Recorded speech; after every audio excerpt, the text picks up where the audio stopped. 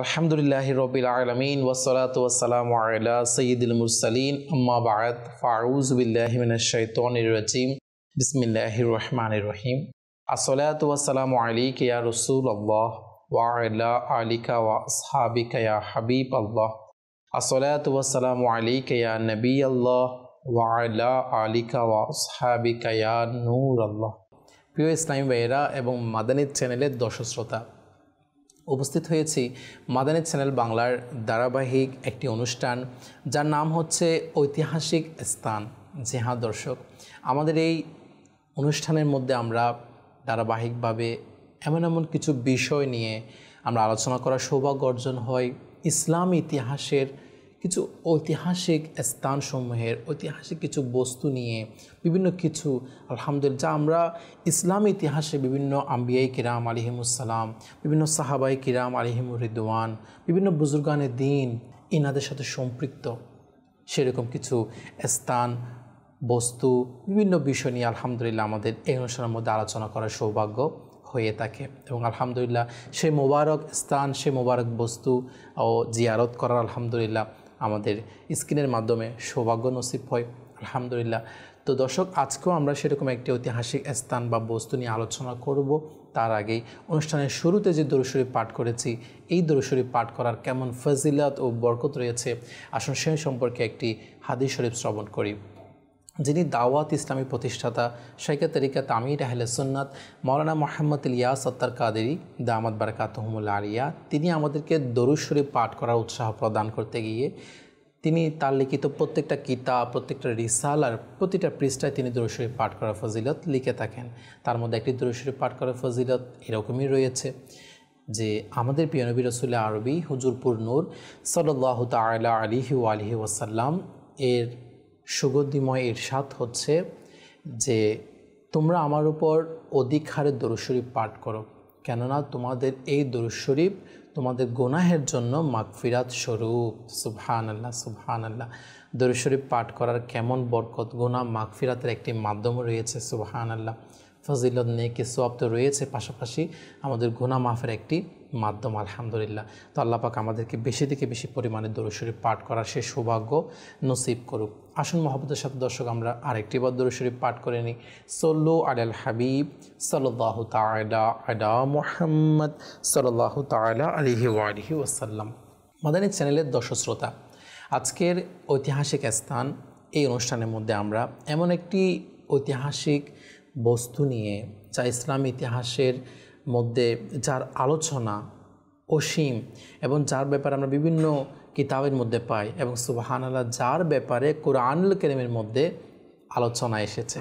জি হ্যাঁ, তো প্রথমে ওই বিষয়ের দিকে যাওয়ার আগে আমি আপনাদেরকে সে কোরআনে পাকের যে আয়াত তার তরজমা বাংলা অনুবাদ কানজুল ঈমান থেকে আপনাদের কাছে পেশ করছি। কোরআনে পাকের একটি সূরার 248 নং আয়াতের মধ্যে আল্লাহ পাক ইরশাদ ফরমাচ্ছেন, যা কানজুল ঈমান থেকে অনুবাদকৃত। তাদেরকে তাদের নবী বললেন, তার বাদশাহীর নিদর্শন এই যে তোমাদের নিকট তাবুত আসবে যার মধ্যে তোমাদের প্রতিপালকের পক্ষ থেকে চিত্ত প্রশান্তি রয়েছে এবং কিছু অবশিষ্ট বস্তু সম্মানিত মূসা ও সম্মানিত হারুনের পরিত্যক্ত। নিঃসন্দেহে এর মধ্যে মহান নিদর্শন রয়েছে তোমাদের জন্য যদি ঈমান রাখো। সুবহানাল্লাহ সুবহানাল্লাহ। জি দর্শক, এর টিকায় কানজুল ঈমানের মধ্যে যা বলা হয়েছে তা আমি আপনাদের সামনে তুলে ধরছি। অর্থাৎ আজকে আমাদের যে বিষয় সেটি আপনাদের সহজের জন্য যদি বলি, সেটি হচ্ছে একটি সিন্দুককে ঘিরে। জি হ্যাঁ, যে সিন্দুকের নাম তাবুত ছিল এবং যেটাকে তাবুতে সাকিনাও বলা হয়ে থাকে।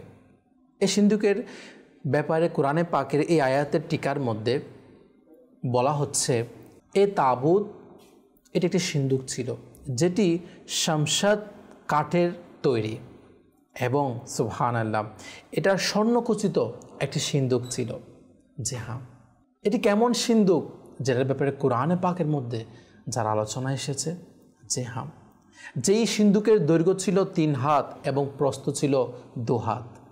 এবং সেটাকে আল্লাহ তাআলা হযরত আদম আলাইহিসসালাতু ওয়াসসালাম এর উপর নাজিল করেছিলেন। সুবহানাল্লাহ, সুবহানাল্লাহ। খুব সুন্দর লাল ইয়াকুত পাথরের, সুবহানাল্লাহ। এবং এখানে আরেকটা বিষয় খুব সুন্দর, সেটা হচ্ছে ওই লাল ইয়াকুত পাথরের যখন আলোচনা এসেছে সেটার ব্যাপারে আসছে, এই সিন্দুকের ব্যাপারে যদি বলি, হযরত আদম আলাইহিসসালাতু ওয়াসসালামের উপর তো এটি নাজিল হয়েছিল। যখন আদম আলাইহিসসালাতু ওয়াসসালাম তিনি দুনিয়া থেকে জাহিরিভাবে বিদায় নিলেন, এরপরে এটি কার কাছে গিয়েছিল? কিতাবের মধ্যে আসছে এটি বংশ পরম্পরা চলতে চলতে এটা হযরত মূসা আলাইহিসসালাতু ওয়াসসালাম পর্যন্ত পৌঁছলো।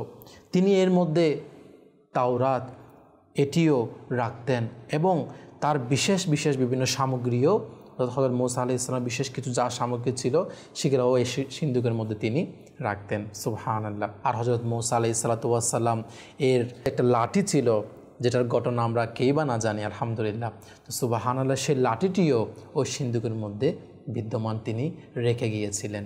এবং সুবহানাল্লাহ, হযরত মূসা আলাইহিস সালাম কিছু পোশাক, ইনার কিছু মুবারক স্যান্ডেল যুগল, যে হ্যাঁ, আর অনেক কিছু গুরুত্বপূর্ণ বিষয়, যেমনটা ইনার ভাই হযরত হারুন আলাইহিসসালাম ইনার পাগড়ি শরীফ, সুবহানাল্লাহ। তো এইভাবে কিছু বিশেষ সামগ্রী, বিশেষ মুবারক বস্তু ওই সিন্দুকের মধ্যে, ওই তাবুতের মধ্যে ইনারা রেখেছিলেন। পরবর্তীতে এমনকি আমরা একটা ঘটনা মান্না সালোয়া আমরা বলে থাকি, হ্যাঁ, যে খাবারের কথা, যে একটা স্থানের মধ্যে তারা বন্দী হয়েছিল আল্লাহ পাকের নির্দেশে, এবং সেখানে কোনো খাবার ছিল না। একটা নির্দিষ্ট সময়ে মান্না এবং সালোয়াত খাবার আল্লাহ পাকের পক্ষ থেকে তাদের জন্য আসতো।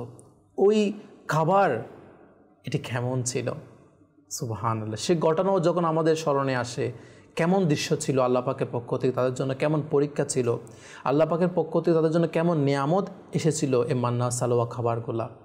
এবং সুবহানাল্লাহ, ওই মান্না সালোয়া খাবারের কিছু অংশও ওই সিন্দুকের মধ্যে রক্ষিত ছিল। সুবহানাল্লাহ। তো হযরত মূসা আলাইহিসসালাতু ওয়াসসালাম ইনার সময়ে এই সিন্দুক ইনারা যখন ইনাদের সামনে থাকতো, অর্থাৎ ইনারা এই সিন্দুক কেমন ব্যবহার করতেন দেখেন, আল্লাহ পাকের কেমন বড় দয়া। অর্থাৎ এই সিন্দুক যখন বনী ইসরাইলদের তাদের সামনে থাকতো, তখন তাদের অন্তঃসমূহে প্রশান্তি নসিব হতো। সুবহানাল্লাহ, সুবহানাল্লাহ। এবং তার পরবর্তী সময়ে এই তাবুত বনী ইসরাইলদের মধ্যে বংশ পরম্পরায় এটি চলেই আসছিল। এক যাদের হাতে ছিল তারা যখন ইন্তেকাল হতো তাদের সন্তানকে দিতে, এভাবে সন্তান থেকে নাতি, এভাবে বংশ পরম্পরায় এটি চলে আসছিল। যখন তাদের সামনে কোনো জটিল বিষয় উপস্থিত হতো, বনী ইসরাইলদের যাদের কাছে সিন্দুক ছিল, তাদের সামনে যখন কোনো জটিল বিষয়, কোনো বিপদ আপদ বা কোনো বালা মুসিবত আসতে চলেছে, হ্যাঁ, বা কোনো কিছু সমস্যা তারা সমাধান খুঁজে পাচ্ছে না, তখন তারা তাদের সামনে সে মোবারক সিন্দুক, সে তাবুত তারা তাদের সামনে রাখত এবং আল্লাহ পাকের দরবারে দোয়া করত। তখন ওই সিন্দুকের উসিলায়, ওই তাবুতের উসিলায় আল্লাহ পাক তাদের সকল সমস্যার সমাধান করে দিতেন। সুবহানাল্লাহ, সুবহানাল্লাহ। কেমন মোবারক ছিল সে সিন্দুক, কেমন মোবারক ছিল সে তাবুত। যে হ্যাঁ, সে সিন্দুক মোবারক ছিল না, সে সিন্দুকের ভিতরে যে মোবারক বস্তু ছিল, আল্লাহ পাকের এক এক নবীর ফটো রক্ষিত ছিল, আল্লাহ পাকের এক এক নবীর মোবারক বস্তু রক্ষিত ছিল, মোবারক পোশাক পরিচ্ছদ রক্ষিত ছিল। এবং সুবহানাল্লাহ, দোনো জাহানের মালিক ও মুক্তার আমার প্রিয় আকা সাল্লাল্লাহু আলাইহি সাল্লামের এবং তার সাহাবায়ে কিরাম আলাইহিম রিদওয়ানদের এবং তাদের বাসগৃহের ফটো ছবিও সেই সিন্দুকের মধ্যে রক্ষিত ছিল। তাহলে কেনই বা সেই সিন্দুক মোবারক হবে না? তাহলে কেনই বা সেই সিন্দুকের মর্যাদা এত বৃদ্ধি পাবে না? আর যেটাকে সামনে রেখে তাদের অন্তর প্রশান্তি নসিব হতো, যেটাকে সামনে রেখে তারা যাই দোয়া করত, যাই সমস্যা তারা মোকাবেলা তাদের সামনে আসতো, তা তাদের সমাধান হয়ে যেত, আলহামদুলিল্লাহ। তো এই কিতাবের মধ্যে এবং কানজুল ঈমানের এই কোরআনে পাকের আয়াতের টিকার মধ্যে আরও খুব সুন্দর কিছু বিষয় উঠে এসেছে। তা হলো, বনী ইসরাইলরা যখন কারো সাথে যুদ্ধ মোকাবেলা করার প্রয়োজন হতো, তখন তারা এই সিন্দুকের উসিলার কারণে তারা যুদ্ধের মধ্যে বিজয়ী লাভ করত। এক কথা তাদের সকল সমস্যার সমাধান আলহামদুলিল্লাহ এই সিন্দুকের উসিলায় হয়ে যেত। আল্লাহ পাকের নিয়ামত পাওয়ার পরে যারা এটার কদর করে না, যারা এটার গুরুত্ব, এটার শুকরিয়া আদায় করে না, আল্লাহ পাক তার সেই নিয়ামতটা ছিনিয়ে নেয়। জি হ্যাঁ, ঠিক সেই বিষয়টি ঘটেছিল বনী ইসরাইলদের সাথে। তারা তো আল্লাহ পাকের পক্ষ থেকে নিয়ামত পেয়েছিল, এই সিন্দুকে তাবুত পেয়েছিল, কিন্তু তারা তাদের গুনাহের মাত্রা দিন দিন বাড়িয়ে দিতে লাগলো। তারা আল্লাহ পাকের শুকরিয়া আদায়, শুকরিয়া জ্ঞাপন করা সেটি কমিয়ে দিতে লাগলো। আল্লাহ পাকের ইবাদত করা তারা ছেড়ে দিয়েছিল। তাদের মধ্যে নাফরমানি, গুনাহে ভরা কাজ দিন দিন বাড়তে লাগলো। যখন তা মাত্র অতিরিক্ত হয়ে গেল, তখন আল্লাহ পাক এর কেমন শান, আল্লাহ পাক তাদের থেকে সিন্দুক ছিনিয়ে নিলেন। যে হ্যাঁ, অন্য এক বাদশা তাদের সাথে যুদ্ধ করা শুরু করে দিল এবং বনি ইসরায়েলদের একেবারে ছারখার করে দিল। কারণ তারা আল্লাহ পাকের পক্ষ থেকে নিয়ামত পেয়েছে ঠিক, কিন্তু সে নিয়ামতের শুকরিয়া আদায় করেনি, বরঞ্চ তারা গুনাহের কাজের মধ্যে লিপ্ত হয়ে গিয়েছিল। পরবর্তীতে ওই বাদশা সেই সিন্দুককে যখন ছিনিয়ে নিয়েছিল বনি ইসরায়েল থেকে, এবং তিনি কি করেছিল, নাউজুবিল্লাহ, এই মোবারক সিন্দুককে, এই মোবারক বস্তু দ্বারা সৌন্দর্যমণ্ডিত এই সিন্দুক, এই তাবুতকে বিভিন্ন ময়লার স্তূপে ফেলে দিয়েছিল।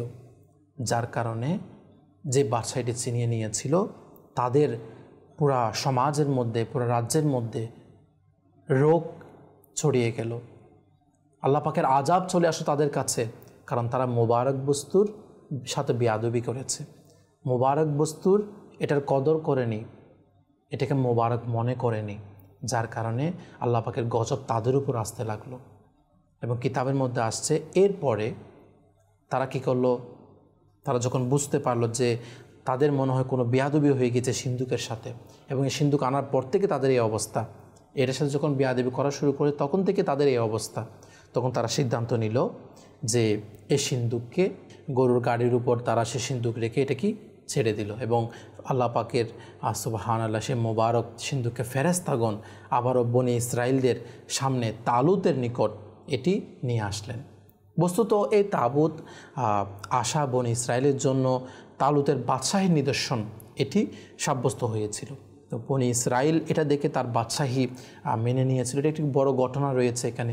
তো আমি আপনাদের সামনে কানজুল ইমানের যে বিষয়গুলো, কানজুল ইমান এই কোরআনে পাকের বাংলা অনুবাদ, এটার মধ্যে যে বিষয়গুলো এসেছে সেটা আপনাদের কাছে আমি তুলে ধরার চেষ্টা করছি। তো বনি ইসরায়েল এটা দেখে তার বাদশাহী মেনে নিয়েছিল এবং বিনা দ্বিধায় জিহাদের জন্য তার সাথে প্রস্তুত হয়ে গিয়েছিল। কেননা তাবুত পেয়ে তাদের মনে বিজয়ের ধারণা দৃঢ় হলো সে সিন্দুক পেয়ে।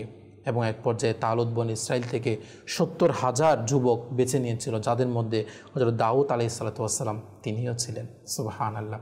তো প্রিয় দর্শক, এই সিন্দুকের ব্যাপারে যদি আমরা শুনতে যাই, এবং সিন্দুকের কথাটা যখন এসেছে, পরবর্তীতে এই সিন্দুক কাদের কাছে গিয়েছিল, হ্যাঁ, এভাবে বংশ পরম্পরায় এটা চলতে লাগলো। এবং এই কথাটাও আপনাদেরকে আমি বলে রাখি, সেটি হচ্ছে এই সিন্দুক এক পর্যায়ে কিন্তু হযরত সুলাইমান আলাইহিস সালাতু ওয়াস সালাম ইনার কাছেও পৌঁছেছিল।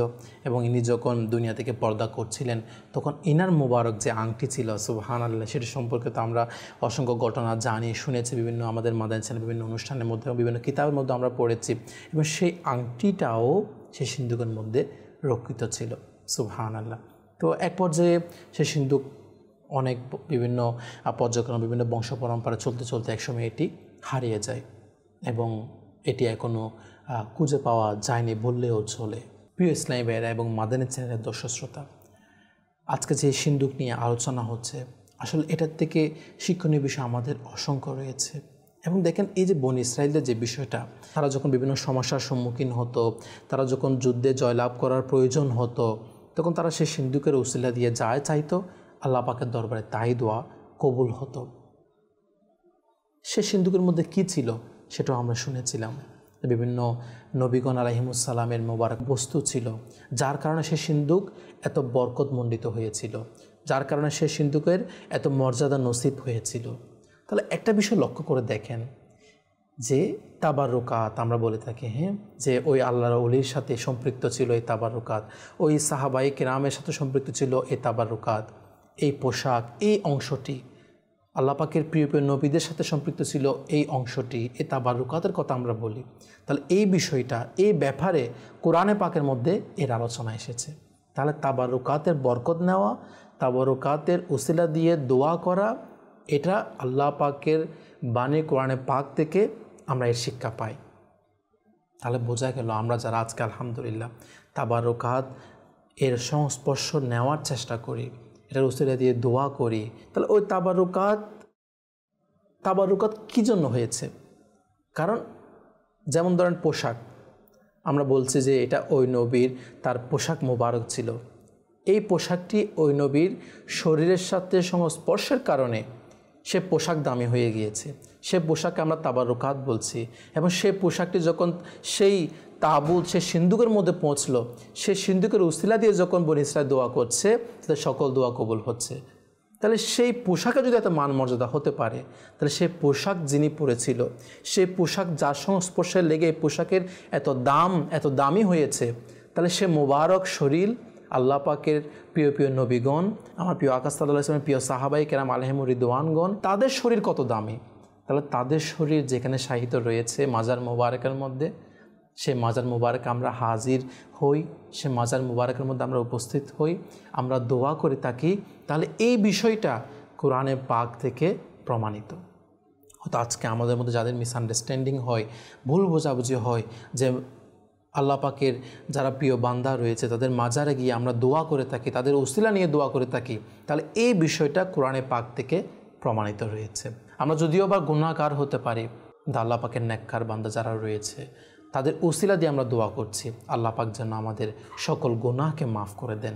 এবং আমরা যারা আলহামদুলিল্লাহ মাজার মোবারকের মধ্যে উপস্থিত হয়ে তাদের জন্য ইসালে সোয়াব করে থাকি, এবং তাদের মাজারে উপস্থিত হয়ে আমরা আলহামদুলিল্লাহ যাতে উসিলা নিয়ে দোয়া করে থাকি, তাহলে আলহামদুলিল্লাহ আমরা সৌভাগ্যবান, এবং ইনশাআল্লাহ আল্লাহ পাক তাদের উসিলায় আমাদের দোয়া কবুল করবেন। তো মাদানী চ্যানেলের দর্শক শ্রোতা, আমরা তাবারুকাতের বিষয়টা এবং আল্লাহ পাকের ওলির দরবারে, সাহাবায়ে কিরামদের দরবারে, আল্লাহ পাকের প্রিয় প্রিয় নবীগণ আলাইহিমুস সালাম ইনাদের মাজার মোবারক আমরা উপস্থিত হই, দোয়া করি, তাদের থেকে আমরা বরকত নেওয়ার সৌভাগ্য হয়ে থাকে। এটা আলহামদুলিল্লাহ কোরআনে পাকের মধ্যে আমরা এর আলোচনা শুনতে পাই। এবং আরেকটা বিষয় সেটা হচ্ছে যে নিয়ামত পাওয়ার পরে সেটা যদি শুকরিয়া আদায় আমরা না করি, তাহলে আল্লাহ পাক সে নিয়ামতটা আমাদের থেকে ছিনিয়ে নিতে পারেন। তাই আমাদের উচিত নিয়ামতের শুকরিয়া জ্ঞাপন করা এবং আল্লাহ পাকের ইবাদতের পরিমাণ আরও বাড়িয়ে দেওয়া। যখন কোনো নিয়ামত আমরা পাই না, শুকরিয়া জ্ঞাপন বলতে এটা বোঝাই যে আল্লাহ পাকের শুকরিয়া আদায়াতে আমরা আল্লাহ পাকের ইবাদত আরও বাড়িয়ে দিই, নিজেকে গুনাহ থেকে হেফাজত করি। তাহলে দেখবেন ইনশাআল্লাহ আল্লাহ পাক আমাকে আপনাকে নিয়ামত আরও বাড়িয়ে দিবেন আল্লাহ পাকের দয়ায়। আল্লাহ পাক আমাদেরকে বোঝার তৌফিক দান করুক, আমিন। দর্শক, আমাদের অনুষ্ঠানের সময়ও নির্দিষ্ট রয়েছে। আল্লাহ পাক আমাদেরকে শুরু থেকে শেষ পর্যন্ত যা কিছু শুনেছে তার উপর আমল করার তৌফিক দান করুক, আমিন। বিজাহি নবিল আমিন সাল্লাল্লাহু তাআলা আলাইহি ওয়াসাল্লাম। সাল্লু আলাল হাবিব সাল্লাল্লাহু তাআলা আলা মুহাম্মদ সাল্লাল্লাহু তাআলা আলাইহি ওয়াসাল্লাম।